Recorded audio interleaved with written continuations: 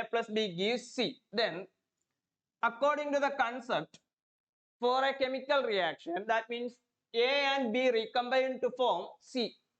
A and B combine to form C. A and B combine to form C. That means if the law applies, which law? Law of conservation of mass. Mass of A plus mass of B equal mass of C. That means if A has a mass of 5 gram, B mass 4 gram, then C has a mass of 9 gram. That means mass can neither be created. Here no mass will be extra created. Mass can neither be destroyed. Here no mass will be deduced. That means mass can neither be created nor be destroyed in a chemical reaction. So if we consider a chemical reaction, mass can neither be created and nor be destroyed.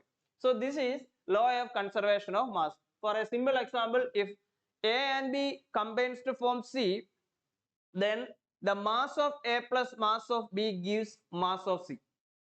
That means A has a mass of 5 gram, B 4 gram, then C has a mass of 9 gram. That means 5 plus 4 gram is equal to 9 gram.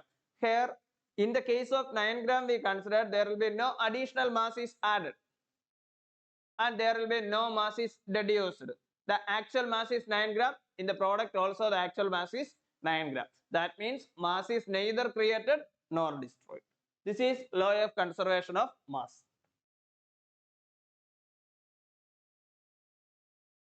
Then again, the second one is that law of constant proportion. What is law of constant proportion?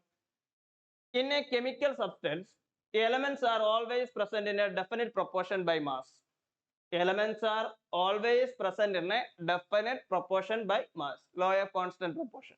That means in we consider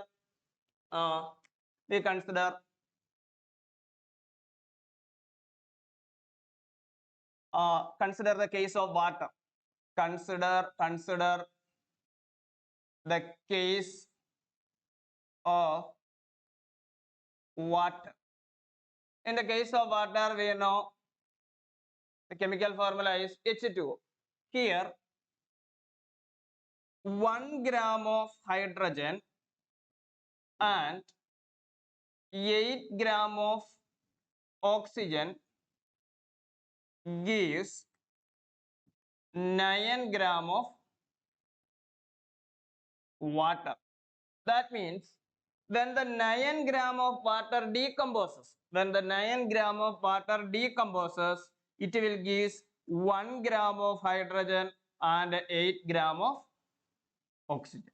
So this will be a definite proportion. 1 gram of hydrogen and 8 gram of oxygen. If 9 gram of water decomposes, we get 1 gram of hydrogen and 8 gram of oxygen. So this is law of constant proportion, or otherwise we have to say that this is also called a law of definite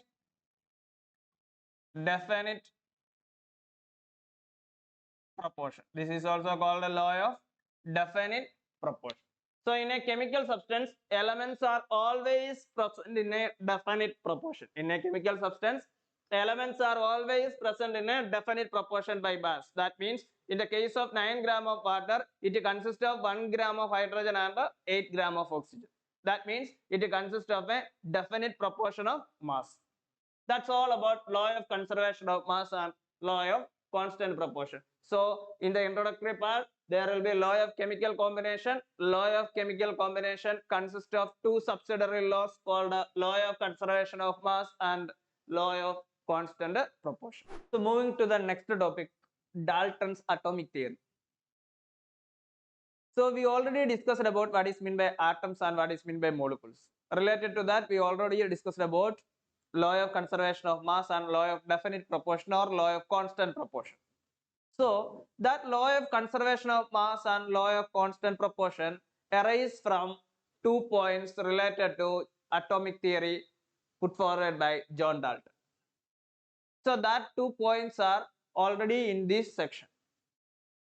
So these points are called simply postulate. In the previous chapter, we already discussed about Bohr's atom model. In the case of Bohr's atom model, we discussed about Bohr's postulate. So similar to Bohr's postulate, here John Dalton put forward the theory and is called John Dalton's atomic theory. So according to John Dalton's atomic theory, what is the first point? All matter is made up of tiny particles called atom. All matter is made up of tiny particles called atom. Which particles? Which participate in a chemical reaction. So atoms are participate in a chemical reaction. And atoms are the building blocks of all the elements. So it is made up of tiny particles called atom. It means all matter is made up of tiny particles called atoms and which participate in a chemical reaction. Which took part in a chemical reaction. What is the second postulate? Atoms are indivisible particles. Atoms are indivisible particle and not visible by naked eye. So they are indivisible particle. That means they are very, very tiny particle. As in the earlier discussion, we already say that the radius of the atom is almost measured in the format 10 raised to minus 9 meter. That means nanometer range. So the radius of the atom is in the range of nanometer. Nanometer means 1 nanometer is equal to 10 raised to minus 9 meter. That means 1 by 10 raised to 9 meter. So this much of small the radius of the atom.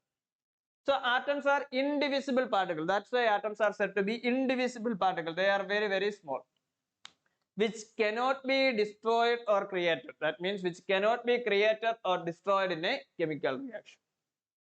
So from this postulate, that means second postulate or the second point of Dalton, that is called the second postulate of Dalton's atomic theory, which results the law of conservation of mass. Atoms are indivisible particles which cannot be destroyed or created in a chemical reaction. What is law of conservation of mass?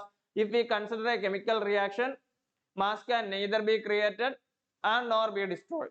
Here, which cannot be created or destroyed in a chemical reaction, and atoms are indivisible particles due to the second postulate, which result the law of conservation of. What is the third point? Atoms of a given element are identical in mass and chemical properties. So if a given element, so X is a given element, assuming that X is a given element, the atoms X is a given element are identical in mass.